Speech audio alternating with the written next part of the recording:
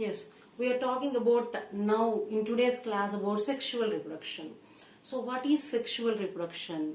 So, reproduction is an important phenomena where an organism is giving or a young one is giving of the same type or different type from a being. That means a female generally gives rise to the young one. It may be by laying eggs or directly giving the young ones. So reproduction is an important activity, physiological process through which we can give rise the same species of the members. Nowadays different species also we are growing, we are giving up by doing a different process. That is a different story. So now we are talking about the sexual reproduction. So sexual reproduction means here two different organisms are involved to give rise to young ones. It is one of the organ system, that is reproductive system, through which the process reproduction takes place, that too sexual reproduction. Here two organisms are involved, male organism and a female organism. So these two organisms together they mate or coupled to give rise to an young one by different processes, by different changes happens in that particular cell. So an young organism is formed. So here two different sex, male and female sex cells, sexual sexes are involved. That means two different individuals or organisms are involved. So here the male and female, especially if we come to the multicellular organisms, the male and female organisms are different. They are different. So how we observe, how we are going to say these are involved in the sexual reproduction. So the male and female, their sexes are separate. So the male have their male reproductive system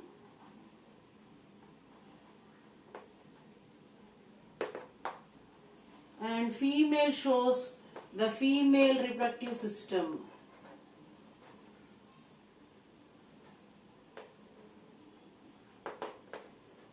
So two different systems are involved during sexual reproduction. So the organization of that system, the organs in the system are different from each other, but they brought together, their gametes are brought together to give rise to young ones. So for that the male body is designed in such a way and a female body is designed in such a way which brings together the male and female gametes to give rise to zygote, that is fertilized egg, and automatically it undergoes many changes to give rise to young ones. So this entire process is called as sexual reproduction. So these systems release their gametes, male gametes and female gametes.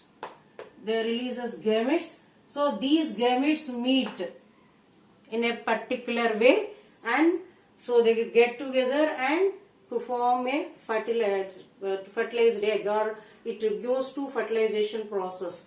So physical coupling enhances the coordination of these gametes to produce the young ones. So here in this introductory video we learn about the male and female reproductive system, how they are releasing them and what is the importance of releasing the gametes. So when these two all process happen, then only the fertilization process takes place. So here what are the advantages, why it is necessary to show sexual reproduction.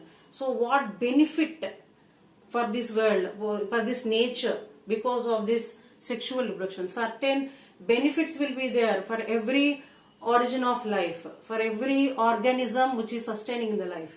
So what is the use of this process of sexual reproduction? That we call it as advantages.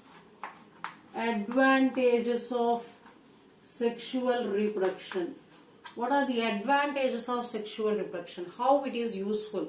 What are the advantages of sexual reproduction? So what are its advantages? What are the advantages of sexual reproduction? We are going to discuss now.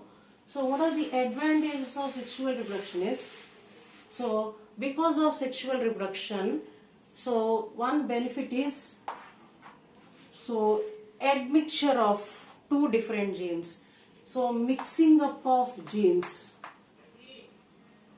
Mixing up of genes means two different organisms produce two different pattern of genes. They are combining here to form a new genome or new genetic makeup. Mixing up of genes will be there, that gives a broad genetic variation. We will get a better and perfect genetic variation because of the combination of two different gene pattern. So this allows to have the evolution of new species. Evolution of new species. So as the different genes are mixing and a new organism, because of mixing of genes, a new organism is evaluating. So this organism may show any of the either the mother pattern or a father pattern, or they may get new because of the combination of different genes. So whatever may be a new organism which having either of the any characters of the either parent or the mother or father, or a completely new genetic pattern may arise, which is helpful for evolution of new species. So what is the advantage of evolution of new species? New species means they can exist any conditions. They will easily exist any conditions, means whatever the changes happen surroundings, it can be easily evolved. It can develop itself and gives rise to another generation also because of its capability of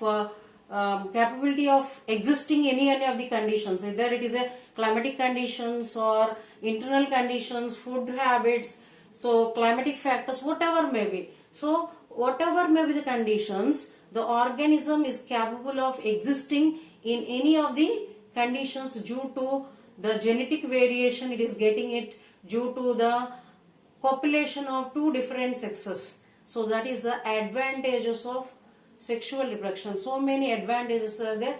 New species are arrived. So nowadays this is the base for many genetic engineering techniques. So many techniques are evolved to get better being.